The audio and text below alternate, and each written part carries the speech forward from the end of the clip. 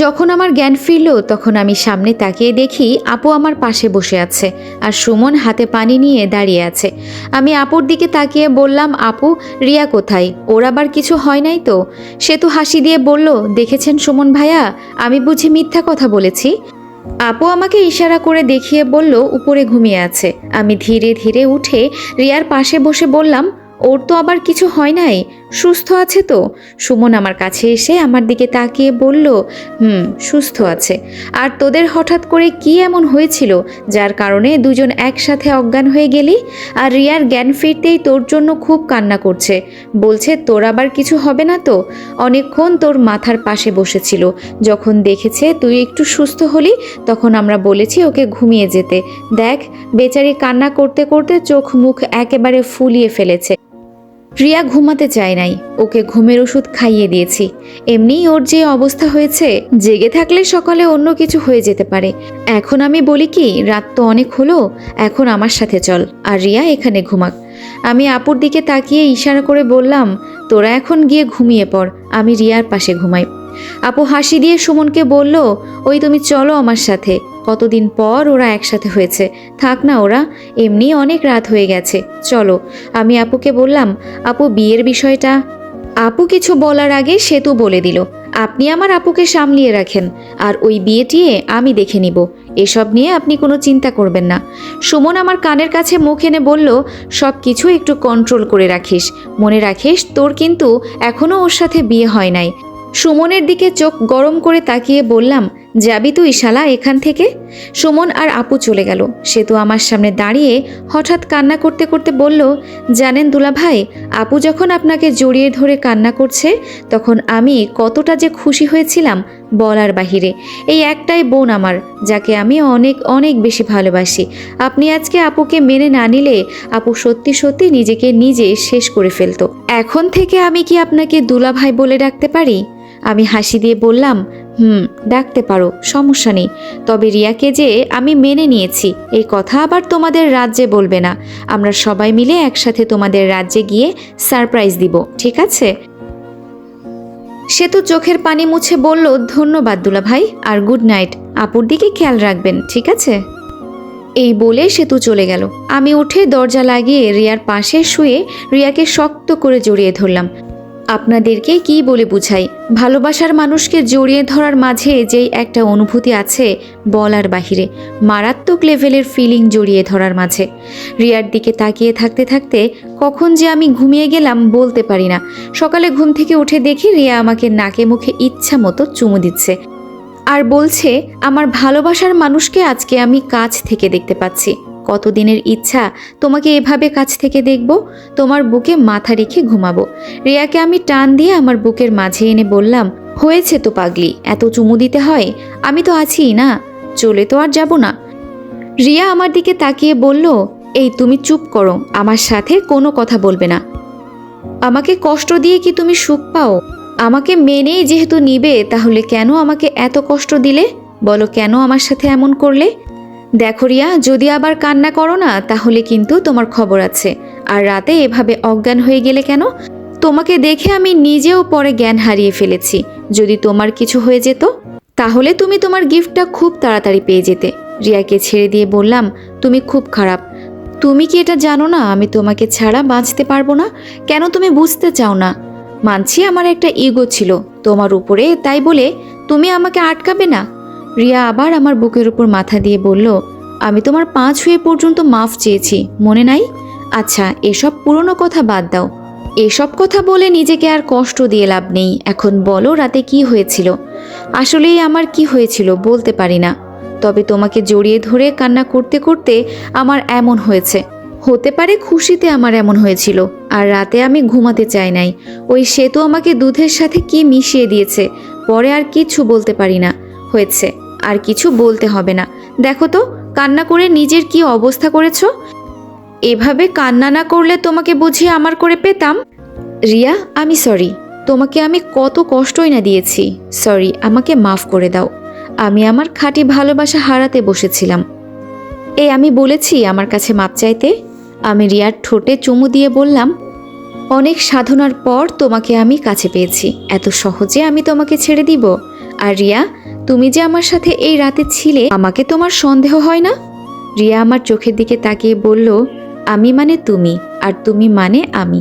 এই কথাটা অনেকেই বুঝে না। আমার যা কিছু আছে সব তো তোমার, আর তোমার সব কিছু আমার। আমি জানি তুমি আমার অনুমতি ছাড়া কিছুই করবে না, সেই সাহস তোমার নেই। আমি রিয়ার মুখের উপর থেকে চুল সরিয়ে বললাম, তুমি ঠিকই বলেছ, তবে মন চাই কিছু একটা করে ফেলি। সত্যি কথা বলছো তো? তাহলে কি আজকে আমাদের বাসর হবে? ধুর পাগলি মেয়ে, আমি তো মজা করেছি। আচ্ছা রিয়া, তোমাদের পরিদের চুল এত লম্বা কেন? কেন, তোমার কি আমার চুল পছন্দ হয় নাই? আমি রিয়াকে এবার শক্ত করে জড়িয়ে ধরে বললাম, আমার লম্বা চুল সবচেয়ে বেশি পছন্দ। আজকে মন চাইছে তোমাকে আমার করে নিতে। কতদিন পর আমার একটা আনন্দের দিন এলো। আজকে যদি আমার আম্মু আমার পাশে থাকতো, কতই না খুশি হতো। আমি আম্মুকে সারপ্রাইজ দিয়ে বলতাম, দেখো আম্মু, আজকে আমি তোমার জন্য পরি বউ নিয়ে এসেছি। আম্মু খুব খুশি হতো। রিয়া শোয়া থেকে উঠে আমার গেঞ্জির ভেতরে ও শরীর ঢুকিয়ে বলল, মন খারাপ করো না, সব কিছু ঠিক হয়ে যাবে, আমি আছি তো। সোনা, আর কি করছো? আমার গেঞ্জির ভিতরে ঢুকলে কেন? আমার ভালো লাগছে। আচ্ছা, আমার শাড়িটা খুলে ফেলি তাহলে। রিয়ার মুখে হাত দিয়ে চেপে ধরে বললাম, যেটুকু পেয়েছো তা নিয়ে আনন্দে থাকো, এত বেশি আশা করো না, আর সব কিছু হবে, চিন্তা করো না। তুমি তো আমার একমাত্র সোনা বউ হবে। তবে তোমার শরীরে যেই একটা উষ্ণতা আছে না, যদি বিনা কাপড়ে। রিয়া, তুমি সকাল সকাল কি শুরু করলে বলো তো? এখন আমাকে ছাড়ো, ফ্রেশ হয়ে বাহির হই, নইলে আবার কে কি মনে করবে। আর একটা প্রশ্ন করব তোমাকে। বলেন গো। আমি শুনেছি পরিদের সাথে শারীরিক সম্পর্ক করলে নাকি ওদের শক্তি নষ্ট হয়ে যায়। যদি পরে তোমার শক্তি নষ্ট হয়ে যায়, তখন তো আমি আর আমার শ্বশুর বাড়িতে যেতে পারবো না। রিয়া আমার কপালে একটা চুমু দিয়ে বলল, আমার জন্য এত চিন্তা করতে হবে না। তুমি যা শুনেছ তা ঠিক, তবে আমাদের নিয়মকানুনে বিয়ে হলে কিছুই হবে না, কারণ আমি তো জানিয়েই বিয়ে করব তোমাকে। আমি তো ওই রাজ্যের রানী, আমার কিছুই হবে না। রিয়াকে ছাড়িয়ে আমি বিছানা থেকে উঠে পড়লাম, পরের চিন্তা পরে করব। আমি ওয়াশরুমে গেলাম, তুমি একটু অপেক্ষা করো। রিয়া লাফ দিয়ে ওয়াশরুমে ঢুকে দরজার কাছে দাঁড়িয়ে বলল, লেডিস ফার্স্ট, তুমি জানো না আমিও কি আসবো নাকি? দুইজনে একসাথে। আসো আসো বেবি, আমি কি তোমাকে না করেছি নাকি? হয়েছে ম্যাডাম, এত কথা না বলে তাড়াতাড়ি করেন। রিয়া দরজা লাগিয়ে দিল। আমি বিছানার উপরে বসে থেকে মুচকি মুচকি হাসছি। আসলেই মানুষ ঠিকই বলে, ভালোবাসার মানুষ জীবনে এলে জীবনটা সুন্দর হয়ে যায় আর পরিবর্তন হয়ে যায়। আজকে আমি সত্যিই পরিপূর্ণ। আসলেই একটা বিষয় আমি তখন চিন্তা করে দেখি নাই, রিয়া ছাড়া আমার জীবনটা একদম অচল। হঠাৎ বাহির থেকে আওয়াজ করে কে জানি বলল, দুলাভাই, অনেক বেলা তো হলো, এখন রুম থেকে বের হন। এই তো সেতু, কিছুক্ষণ পর বের হব। আচ্ছা, তাড়াতাড়ি আসবেন, আপু আপনাদের জন্য অপেক্ষা করছে নাস্তা নিয়ে। এইটুকু বলে সেতু চলে গেল। কিছুক্ষণ পর দেখি রিয়া গোসল করে ওয়াশরুম থেকে বের হলো। মনে মনে বললাম, আজকে বুঝি আমার মান সম্মান সবটা রিয়া শেষ করে ফেলবে। রিয়ার দিকে তাকিয়ে বললাম, সকাল সকাল গোসল করলে কেন? তাছাড়া আমাদের মাঝে তো তেমন কোনো কিছুই হয় নাই। রিয়া আমার সামনে এসে আমার চোখে চোখ রেখে বলল, তুমি আর আমি জানি আমাদের মাঝে কিছু হয় নাই, অন্য কেউ তো আর এই কথা জানে না।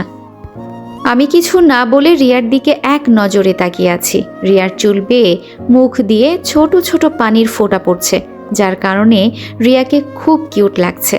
রিয়া আমার ধ্যান ভাঙিয়ে বলল, এই যে সাহেব, এমন করে আমার দিকে তাকিয়ে কি দেখেন? হ্যাঁ।